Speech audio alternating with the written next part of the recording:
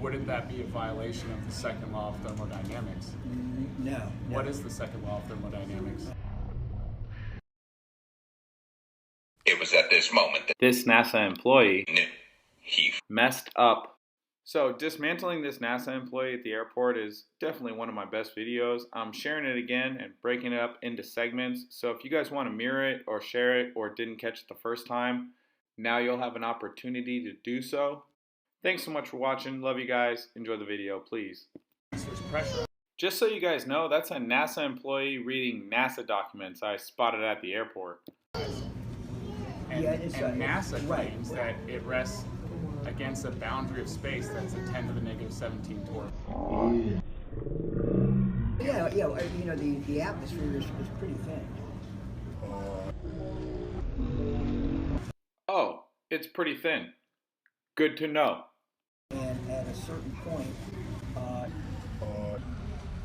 it just gets very, very, you know, it just So it dissipates. goes from very thin. It's thick nearest the surface, and then it attenuates as you get farther and farther out in space into the vacuum space.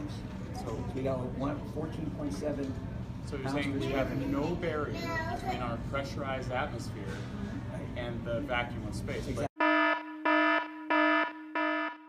I don't know if this guy reads the NASA website, but you cannot have gas pressure without a container. Exactly. Right. wouldn't that be a violation of the second law of thermodynamics? No. What is the second law of thermodynamics? I can't remember. So This NASA employee doesn't know the second law of thermodynamics? Well, you could have fooled me. He looks like he's in his prime. you know that it's not a violation, but then I asked you what the second law of thermodynamics is, and you couldn't tell me. Laugh it up, big guy. Well, The second law of thermodynamics Well, that was very convincing. I know, but I know what the atmosphere is around Earth. You're sitting here right now and you're breathing. And if you take out Yeah, of an course, I instrument, agree. It's 14.7.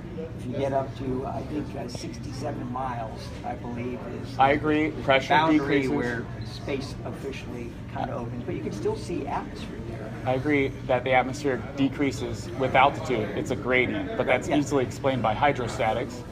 That's why we have a gradient, because we live in a closed dynamic system where the gas is inhomogeneous and anisotropic. It's different in all directions and constantly moving around. Sure, exactly. Yeah, so I'm still asking, how do you have gas pressure without a container? I still have gas pressure. Well, I think it's the pressure of the atmosphere. All of it. If you measure the air, it's got pressure to it. I mean, it's got weight, and that weight is bearing down. I'm sorry I have to do this to you, Mr. NASA employee, but gas moves in all directions. It doesn't just go down. Okay, On but the gas planet. pressure is defined as gas pressing out in all directions. So if you're saying that all the weight is just pressing down, Right. that's a Gravity. violation of gas pressure.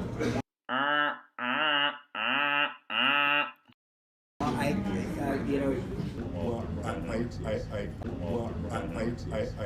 there may be a subtlety that you're thinking about, but Yeah, I know. The subtlety is that space is all fake. Yeah.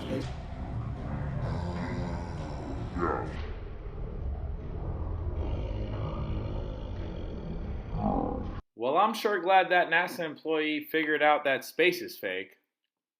I'll see you guys in the next heavily censored and demonetized video, and quick shout out to everyone who supports my activism and makes these videos possible. I love you guys. Deep over my bubble.